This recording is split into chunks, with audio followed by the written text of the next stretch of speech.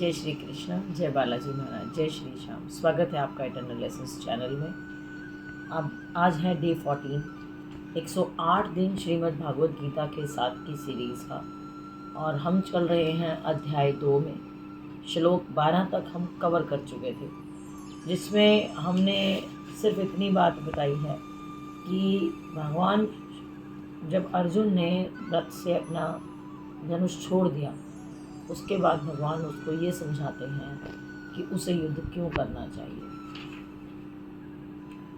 देहिनोऽस्मिन् यथा देहे कौमारं यौवनं जरा तथा देहान्तरप्राप्तिर्धीरस्तत्र न मुह्यते। जिस प्रकार शरीरधारी आत्मा इस वर्तमान शरीर में बाल्यावस्था से तरुणावस्था में और फिर वृद्धावस्था में निरंतर आगे बढ़ती रहती है, उसी प्रकार मृत्यु होने पर आत्मा दूसरे शरीर में चला जाता है। धीर व्यक्ति ऐसे परिवर्तन से मोह को प्राप्त नहीं होगा। अर्थात प्रत्येक जीव एक विशिष्ट आत्मा है। वह प्रति क्षण अपना शरीर बदलता रहता है, कभी बालक के रूप में, कभी युवा के रूप में, कभी वृद्ध अवस्था में, लेकिन आत्मा कभी नहीं मरती। व्यक्ति का शरीर बदलता है, शरीर का स्वरूप बदलता है, लेकिन जीवात्मा जो आपके अंदर है उसका कोई स्वरूप नहीं बदलता, उसमें कोई परिवर्तन नहीं होता। आत्मा मृत्यु होने के बाद एक शरीर से दूसरे शरीर में भेज दी जाती है। अगले जन्म में इसको शरीर मिलना अवश्यम भावी है, चाहे वह शरीर आध्यात्मिक हो या भौतिक। अतः अर्जुन के लिए ना तो भीष्म ना ही द्रोण के लिए शोक करने का कोई भी कारण बनता था। मेरा गला खराब है, कृपया क्षमा कीजिएगा। अपितु उसे प्रसन्न होना चाहिए था कि वे पुराने शरीरों को बदलकर नए शरीर ग्रहण कर लेंगे। जिस मनुष्य को विष्टि आत्मा परमात्मा भौतिक आध्यात्मिक प्रकृति का पूर्ण ज्ञान होता है, वह धीर कहलाता है। ऐसा मनुष्य कभी भी शरीर परिवर्तन द्वारा ठगा नहीं जाता। एक बार मुक्त होने के बाद वह श्री भगवान के साथ सच्चिदानंद रूप में चला जाता है। परमात्मा पर प्रतिबिंबवाद का सिद्धांत व्यवस्थित किया जा सकता है कि जो प्रत्येक शरीर के रूप में विद्यमान रहते हैं। तारों की तुलना जीवों से, सूर्य और चंद्र की तुलना परमेश्वर से की जा सकती है। व्यष्टि अंश आत्मा को अर्जुन के रूप में और परमात्मा को श्री भगवान के रूप में प्रदर्शित किया जाता है। यदि ये दोनों माया द्वारा मोहित होते हैं तो एक को उपदेशक और दूसरे को उपदिष्ट होने की कोई आवश्यकता नहीं है। ऐसा उपदेश व्यर्थ होगा, क्योंकि माया के चंगुल में रहकर कोई भी प्रामाणिक उपदेशक नहीं बन सकता। ऐसी परिस्थितियों में यह मान लिया जाता है कि भगवान कृष्ण परमेश्वर हैं, जो पद में माया द्वारा विस्मृत अर्जुन रूपी जीव में श्रेष्ठ है। मात्रा स्पर्शास्तु कौन्तेय शीतोष्ण सुख दुःखदाः आगमापायिनो नित्यास्तांस्तितिक्षस्व भारत। हे कुंती पुत्र, सुख तथा दुख का क्षणिक उदय और कालक्रम में उसका अंतर्धान होना सर्दी और गर्मी की ऋतुओं के आने जाने के समान है। हे भरतवंशी, वे इंद्रिय बोध से उत्पन्न होते हैं और मनुष्य को चाहिए कि अविचल भाव से उसको सहन करना सीखे। अर्थात कर्तव्य निर्वाह करते हुए मनुष्य को कभी घबराना नहीं चाहिए। उसको रास्ते में आने वाले सुख और दुख दोनों के लिए तैयार रहना चाहिए। वैदिक आदेशानुसार मनुष्य को माघ यानी कि जनवरी फरवरी के महीने में प्रातःकाल स्नान करना चाहिए। उस समय बहुत ज़्यादा ठंड पड़ती है। जो धार्मिक नियमों का पालन करने वाला है वह स्नान करने में तनिक भी नहीं झिझकेगा, और जो धार्मिक नियमों का पालन नहीं करता है वह ज़रूर झिझकेगा। इसी प्रकार गृहिणी भीषण ग्रीष्म ऋतु में भी भोजन पकाने से कभी नहीं हिचकती। जलवायु संबंधी असुविधाएं होते हुए भी मनुष्य को अपना कर्तव्य निभाना होता है। मनुष्य को ज्ञान प्राप्त करने के लिए धर्म के विधि विधान पालन करने होते हैं, क्योंकि ज्ञान और भक्ति से ही मनुष्य अपने आप को मोह माया के बंधन से छुड़ा सकता है। यं हि न व्यथयन्त ये ते पुरुषं पुरुषर्षभ समदुःखसुखं धीरं सोमृततत्त्वाय कल्पते। हे पुरुष श्रेष्ठ, जो पुरुष सुख और दुख में विचलित नहीं होता और इन दोनों में समभाव रखता है वह निश्चित रूप से मुक्ति के योग्य है। अर्थात श्री कृष्ण भगवान कहते हैं, जो व्यक्ति आत्म साक्षात्कार की उच्च अवस्था प्राप्त करने के लिए दृढ़ कृतज्ञ है और सुख तथा दुख के प्रहारों से को समभाव में सह सकता है, वह निश्चय ही मुक्ति को पा जाता है। किंतु जो अपने सब जीवन में सचमुच पूर्ण बनाना चाहता है, वह समस्त कठिनाइयों के होते हुए भी संन्यास आश्रम अवश्य ग्रहण करता है। किंतु यदि कोई कठिनाइयों को सह लेता है और आत्म साक्षात्कार के पथ पर निष्कंटक हो जाता है, अतः अर्जुन को क्षत्रिय धर्म निर्वाह में दृढ़ रहने के लिए कहा जा रहा है। उसको कहा जा रहा है कि वो युद्ध करे, युद्ध करना ही उसका धर्म है। भगवान चैतन्य ने 24 वर्ष की अवस्था में ही संन्यास ग्रहण कर लिया था। यद्यपि उन पर आश्रित उनकी तरुण पत्नी और वृद्ध माँ की देखभाल करने वाला कोई भी दूसरा व्यक्ति नहीं था, तो भी उच्चादर्श के लिए उन्होंने संन्यास ग्रहण किया और कर्तव्य पालन में स्थिर बने रहे। भव बंधन से मुक्ति पाने का यही एकमात्र उपाय है। आपको मोह माया के जाल से बाहर निकलना होगा। 16 नासतो विद्यते भावो न भावो विद्यते सतः उभयोरपि दृष्टोऽन्तस्त्वन्नयोस्तत्त्वदर्शिभिः। तत्वदर्शियों ने यह निष्कर्ष निकाला है कि भौतिक शरीर का तो कोई भी स्थायी अस्तित्व नहीं होता, क्योंकि आत्मा अपरिवर्तित है। तत्परे श्री कृष्ण कहते हैं कि परिवर्तनशील शरीर का कोई स्थायित्व नहीं है। शरीर में वृद्धि तथा वृद्धावस्था दोनों रहती है, लेकिन शरीर तथा मन में निरंतर परिवर्तन होने पर भी आत्मा स्थायी रहता है। यदि पदार्थ तथा आत्मा का अंतर है, स्वभावतः शरीर नित्य परिवर्तनशील है, आत्मा शाश्वत है, तो तत्वदर्शियों ने, चाहे वे निर्विशेषवादी हों या सद्गुणवादी, इस निष्कर्ष की स्थापना की कि विष्णु पुराण में भी कहा गया है कि ज्योतिषिम विष्णुर्भुवनानि विष्णु, अर्थात सत्य और असत्य शब्द आत्मा और भौतिक पदार्थ के द्योतक हैं, और सभी तत्वदर्शियों की यही स्थापना है। यहीं से भगवान द्वारा अज्ञान से मोहग्रस्त जीवों को उपदेश देने का शुभ आरंभ होता है। कोई भी व्यक्ति आत्मा के अध्ययन द्वारा परमेश्वर के स्वभाव को समझ सकता है। आत्मा तथा परमात्मा का अंतर अंश तथा पूर्ण के अंतर के रूप में है। ऐसे उद्भावों का अनुभव परा और अपरा प्रकृति द्वारा किया जाता है। जीव का संबंध परा प्रकृति से है, जैसे कि 7वें अध्याय में स्पष्ट हो जाएगा। अज्ञानावस्था में ऐसे स्पष्ट ज्ञान को समझ पाना असंभव है। अतः ऐसे अज्ञान को दूर करने के लिए सदा सजीवों की बुद्धि को प्रबुद्ध करने के लिए श्रीमद् भागवत गीता का उपदेश जरूरी है। 17 अविनाशी तु तद्विद्धि येन सर्वम् इदं ततं विनाशमव्ययस्यास्य न कश्चित् कर्तुमर्हति। है उसे अविनाशी समझो। उस अवयव आत्मा को नष्ट करने में कोई समर्थ नहीं है। इस श्लोक में संपूर्ण शरीर में व्याप्त आत्मा की प्रकृति का अधिक स्पष्ट वर्णन हुआ है। बताया जाता है कि भगवान श्री कृष्ण कहते हैं कि आत्मा अजर अमर है। आत्मा कभी नहीं मरती, वो शरीर अपने बदलती है।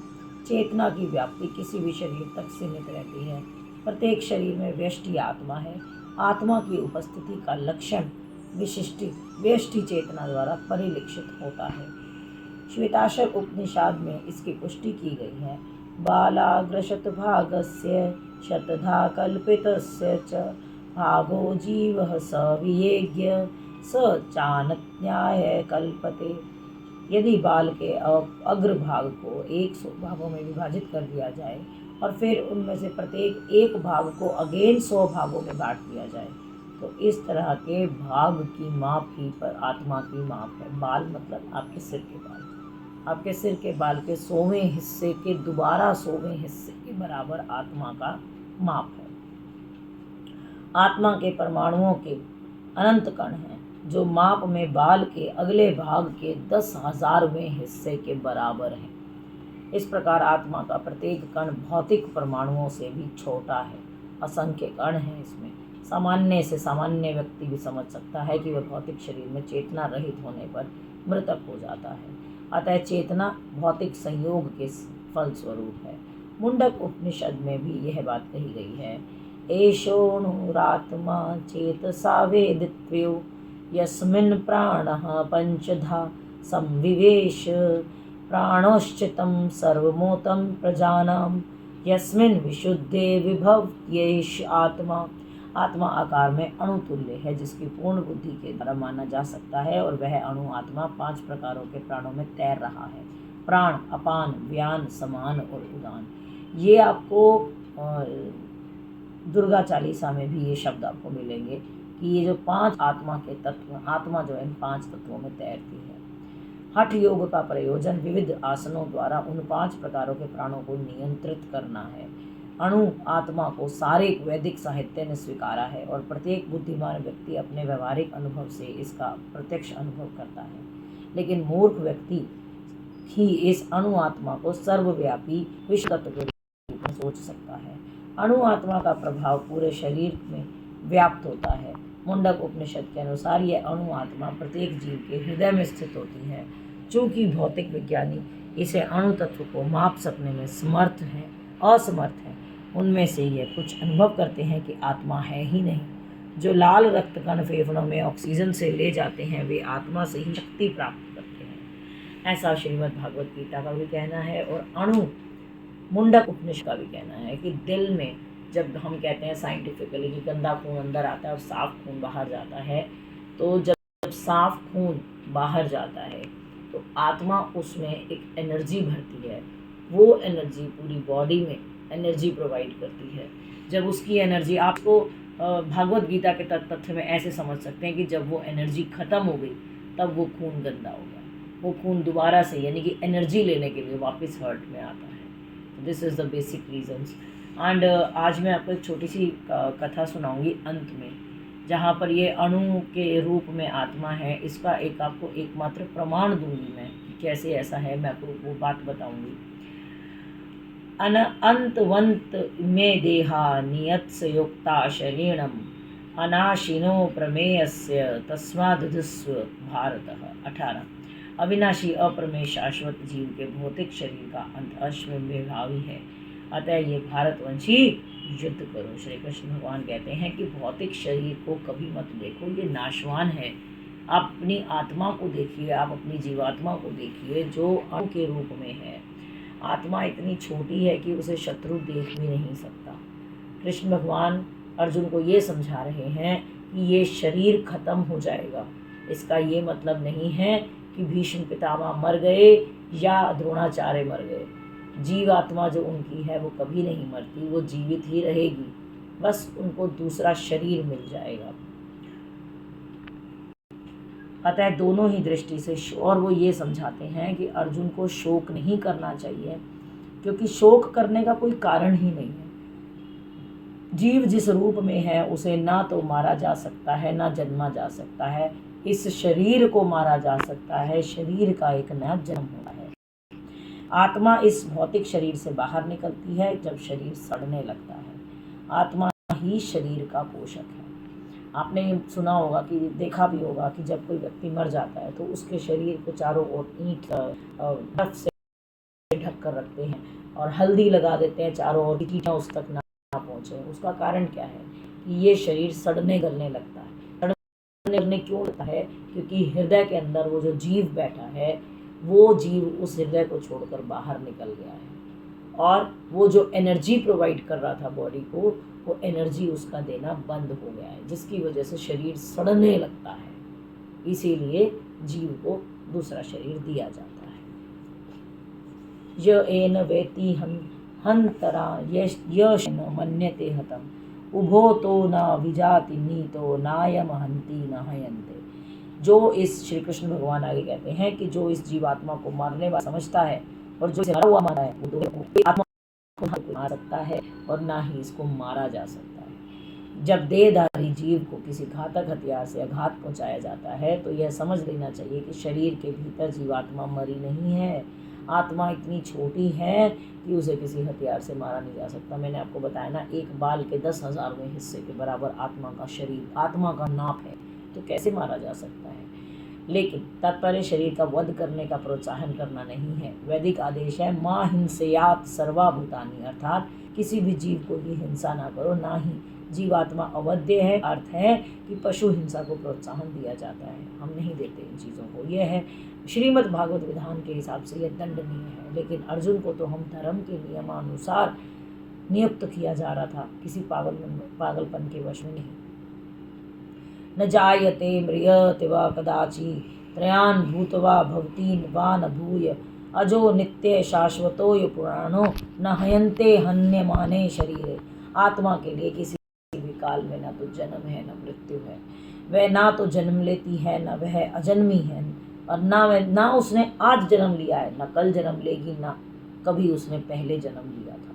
वह अजन्मी है, नित्य है, शाश्वत है, पुरातन है। शरीर के मर जाने के बावजूद भी वह मर नहीं सकती। अर्थात श्री कृष्ण कहते हैं गुणात्मक दृष्टि से परमात्मा का अणु अंश परम से विभिन्न है। वह शरीर की भांति विकारी नहीं है। वह माता के गर्भ से जन्म लेता है, काल देता है, बढ़ता है, परिणाम स्वरूप उत्पन्न होता है, धीरे धीरे फिर से क्षीण होता है और खत्म हो जाता है। शरीर की बात की जा रही है, लेकिन जीव आत्मा ना तो जवान हो रही है, न बूढ़ी हो रही है, न जन्म ले रही है, न मर रही है। वो सिर्फ यहाँ से उठ के यहाँ ऐसे जा रही है। आत्मा शरीर की तरह कभी भी बूढ़ी नहीं हुई। शरीर के परिवर्तन का आत्मा पर कोई प्रभाव नहीं पड़ता। आपके जो भाव हैं वो भाव भी उस आत्मा को प्रभावित नहीं करते, कारण कि आत्मा परमात्मा का ही एक अंश है, वो कभी गलत नहीं होती। शरीर की वृद्धि आत्मा की अवस्था के कारण होती है, क्योंकि जीवात्मा अंदर एनर्जी प्रोवाइड कर रही है, लेकिन आत्मा की ना तो कोई उपलब्धि है, ना ही उसमें कोई परिवर्तन होता है। न जायते म्रियते वा विपश्यन्नायं कुतश्रीं भूम कश्यति अजो शाश्वतोयं पुराण न हयन्ते हयनमाने शरीरे। अर्थात इस श्लोक का अर्थ है कि भागवत गीता, ये भागवत गीता के जैसा ही श्लोक है, but it is not an, ये कठोपनिषद का श्लोक है।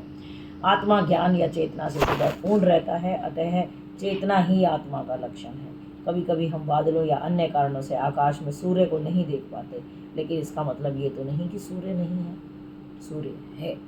इसी तरीके से हम आत्मा को देख नहीं सकते, इसका मतलब ये नहीं कि आत्मा है, लेकिन आत्मा को प्रमाणित किया गया है।